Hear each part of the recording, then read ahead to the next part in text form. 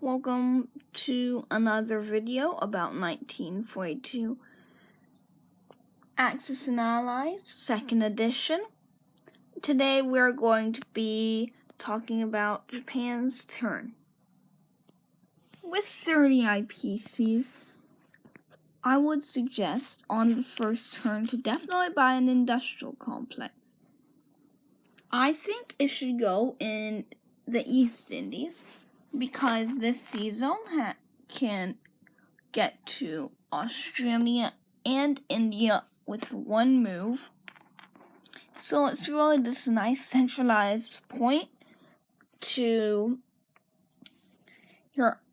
where your enemies are. So that's why I suggest this to go. Some people say Manchuria, but I disagree with that. Because even though it does have a benefit of being on mainland, so you don't have to ferry everything over, it is right by Japan, which gotta put an industrial complex on. But there's supposed to be an industrial complex here. So they can just ferry over. So it really seems pointless to build one just so close. Anyway, you also want to get at least one naval unit every round. For this, I really like cruisers just because they can bombard if they need to. And you always need an extra infantry. And this is just kind of tying up loose ends, since you want to be able to buy as much as you can, as fast as you can. Just noting other powers' moves are just set up how I think they should be, if all went well for them on their turns. But let's talk about Japan's combat moves. There are couple of fronts. There's the Americans, which are currently pretty far off to the side, but will come over fast if the American player knows what they're doing. There's China, which can push through and put some real pressure on the Soviets. And they can't create units, so unlike other Axis and Allies editions, it is far easier to take them out. Also, they aren't even a minor power, they're just part of America. You have India, which is the British's main outpost, because Australia is pretty divided. So that's another main point. Then, if you want to, you can engage the Soviets. The Soviets on the Far East will probably not engage you because they probably won't have the troops to do it, since they basically have all infantry over here. And shipping stuff over here would take a very long time. Though it is a legitimate option. So let's see what options you would have with this. You could definitely bring some troops over from Manchuria, some troops from Japan, including this tank or artillery, and you can bring your Air Force there, which is a big plus. Big amount of Air Force.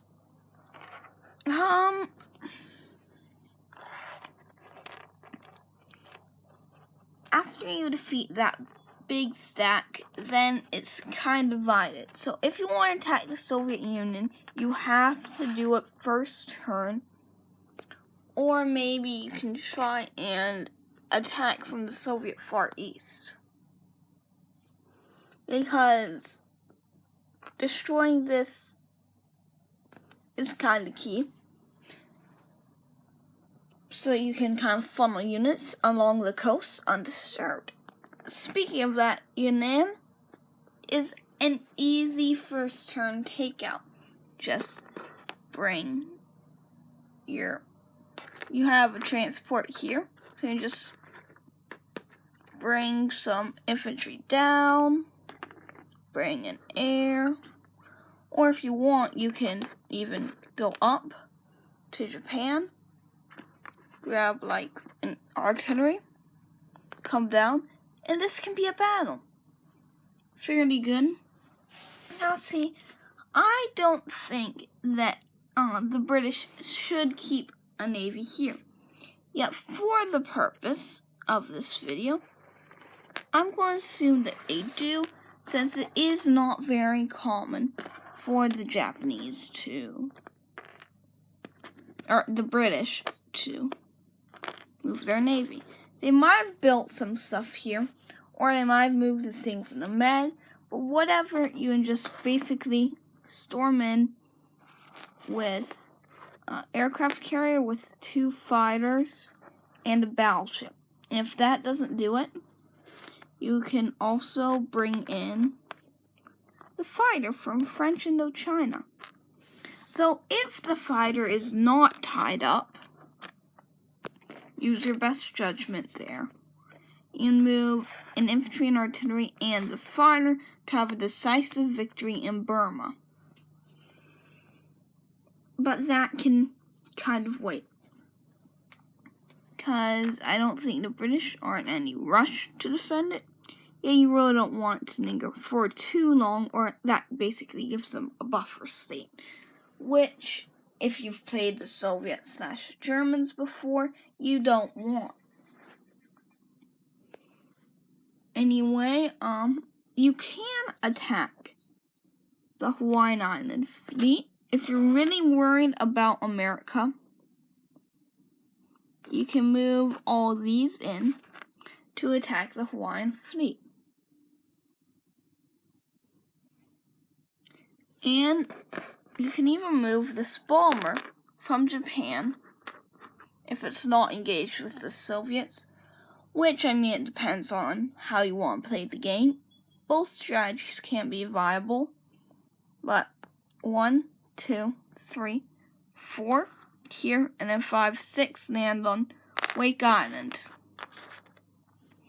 And so you can't attack the actual Hawaiian Islands. You can destroy their navy, even this is their only Pacific fleet. And if you really want to put pressure, you can load up some people, even move this airplane down to Wake Island to threaten Midway and the Hawaiian Islands. If you want to take a person, bring it down along with the tank and the fighter onto Wake Island with the whole navy. And I suggest just keeping this ashore with that transport used for China, just to make sure that it doesn't get automatically killed. So this is definitely a very offensive strategy towards the US. If you don't want to attack, you can put all of your units, sea and some land ones, on Wake Island to kind of posture towards an attack. Yeah, I would not suggest that, because the Americans can bring their fleet down or bring this fleet up, and then you've kind of got a menace worse than the first time. So if you're going to bring your navy to attack the Americans, do whatever you can first turn. Anyway, for placing units, you really have to place them all in Japan, except for put the industrial complex. I think East Indies, and put the rest up in Japan.